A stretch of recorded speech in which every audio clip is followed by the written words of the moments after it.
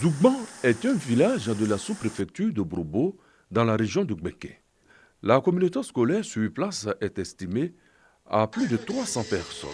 Grâce aux fondations Magic System et CMA-CGM, une nouvelle page vient de s'ouvrir pour ce village.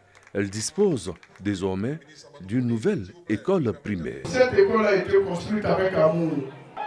Mais la seule manière de rendre fière la fondation Magic System et la fondation CMA-CGM, c'est que quand on va écouter les résultats l'année prochaine, qu'on dise que Zougban a fait 100% au CEP. Nous avons choisi de soutenir le programme ambitieux de construction d'écoles élémentaires dans tout le pays, initié par la fondation Magic System, pour que chaque enfant et chaque jeune ait accès à une éducation de qualité. Une nouvelle école qui a du goût de la communauté éducative. C'est à juste titre que parents d'élèves et écoliers saluent cette action. Cette nouvelle école symbolise notre avenir, nos espoirs et nos rêves. Un investissement dans notre éducation et notre développement intellectuel et personnel. Merci à la coopération interfondation Magic System et fondation CMA-CGM qui contribuent à prolonger l'action de l'État. L'école primaire publique de Zougban est composée de 2 bâtiments de 3 classes. Elle dispose en son sein d'une maternelle, d'une cantine, d'une salle d'eau et d'une administration. Le tout d'un coût global de 200 000 €, soit environ 130 millions de francs CFA.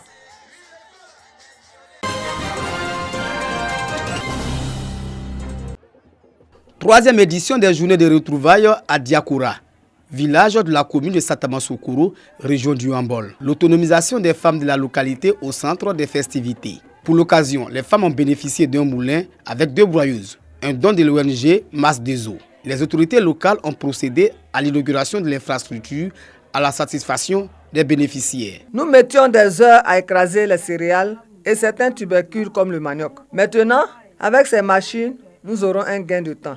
Nous disons merci à l'ONG Masse des Eaux. Comme elles ne peuvent pas tous se déplacer jusqu'à chez lui à Abidjan, elles ont demandé qu'ils viennent pour qu'elles puissent le voir, le connaître. Le président de l'ONG, par ailleurs parrain de la cérémonie, exprime son engagement à œuvrer pour l'autonomisation de la femme rurale.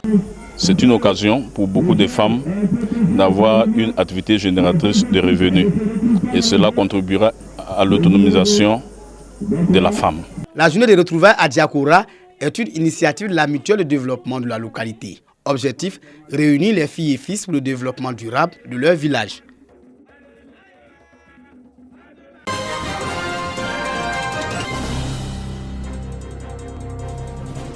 La société coopérative Sokoritco est née de la volonté de 752 producteurs de riz issus de 11 villages du département de Korogo. Ces 11 villages nourrissent une ambition commune, produire du riz de qualité et en quantité suffisante pour remplir le grenier de la Côte d'Ivoire. Nous avons un manque de machines. Voilà, et ils font presque tout à la main et ça leur prend beaucoup plus de temps. Donc nous sommes là pour essayer de plaider pour trouver certaines machines pour leur faciliter, pouvoir développer le rendement. Notre objectif, c'est de faire de telle sorte que la région du Poro soit le grenier de riz en Côte d'Ivoire. Dans cette nouvelle coopérative, les femmes occupent une place de choix.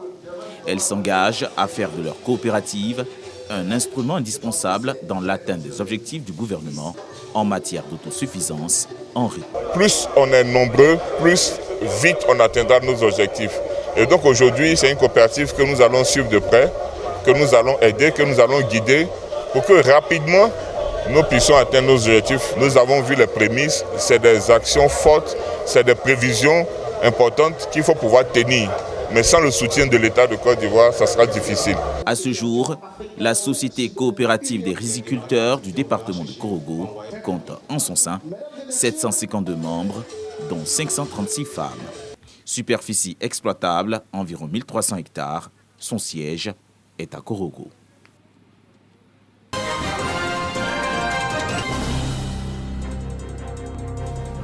Face aux promoteurs de la paix de l'ONG internationale Promédiation, 90 représentants des forces vives de l'espace Escabo entendaient Sikasso Korogo Bobodioulasso. 2 jours pour édifier ses ressortissants ivoiriens, burkinabés et maliens sur la reconstitution du tissu social après les menaces et agressions terroristes aux frontières de la Côte d'Ivoire, du Burkina Faso et du Mali. Le but, booster les activités socio-économiques dans l'espace Escabo. Tout ce que nous avons actuellement malheureusement sur la bande comme insécurité a créé beaucoup de problèmes sur le plan de la cohésion sociale. Donc nous avons pensé que il fallait qu'on trouve un cadre pour contribuer, en tout cas à améliorer, à favoriser cette coopération. Depuis qu'on a créé effectivement cette fêtière, aujourd'hui nous sommes arrivés effectivement à juguler les conflits communautaires sans l'intervention de nos politiques. Et ça, je pense que cet espace n'a pas été inutile. Ces réflexions de Korogo comme un diagnostic dont se dégagent des perspectives de croissance économique dans l'espace Escabo et les participants s'en réjouissent. Au niveau de l'espace Escabo, on a constaté la criminalité transfrontalière qui part en crescendo et donc il va falloir créer des cadres comme ça pour pouvoir travailler dans le sens de ramener vraiment la paix. Un seul pays ne peut venir à bout, n'est-ce pas, de cette problématique.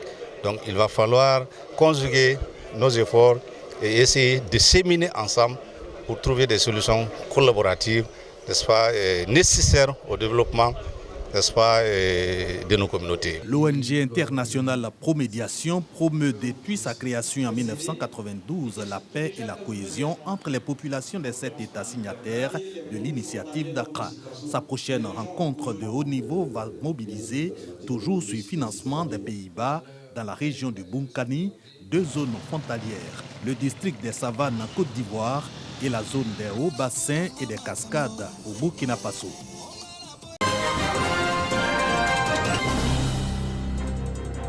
Françoise Remarque, ministre de la Culture et de la Francophonie, est à Yamoussoukro pour suivre une séquence du tournage du film Les Dames de la Terre. Un long métrage du franco-ivoirien Jean-Pascal Zadi, acteur, réalisateur et producteur. Un film inspiré du livre de France Fanon sur l'anticolonialisme. Le réalisateur, dans son envie de rendre un hommage particulier à l'Afrique, a décidé de faire ce tournage en Côte d'Ivoire.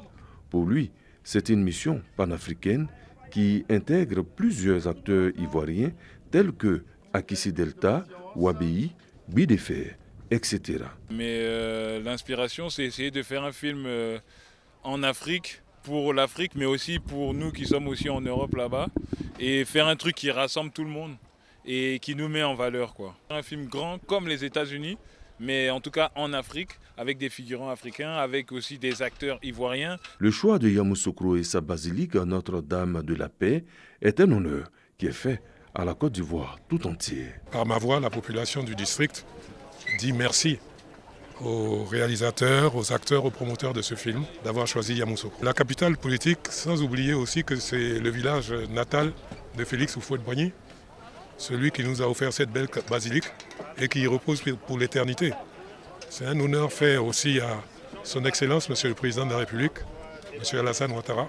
Pour la ministre de la Culture et de la Francophonie, c'est un privilège et une valorisation de notre pays dans tous ses aspects, car cela s'inscrit dans la vision du président de la République, Alassane Ouattara, qui a bien voulu mettre en place un programme nommé la Commission nationale du cinéma. Un programme qui permet d'attirer des films avec une commission nationale du cinéma qui va s'appeler Côte d'Ivoire Cinéma, la commission du film, qui va permettre de montrer, en tout cas de faire venir de très grosses productions ici en Côte d'Ivoire, car derrière un tournage comme celui-là, bien sûr, il y a bien sûr la notoriété, la visibilité de notre pays. Le tournage qui a débuté à la forêt du Banco à Abidjan regroupe plus de 1000 figurants. Il comprend des acteurs d'ici et d'ailleurs. Sa sortie est prévue en 2025.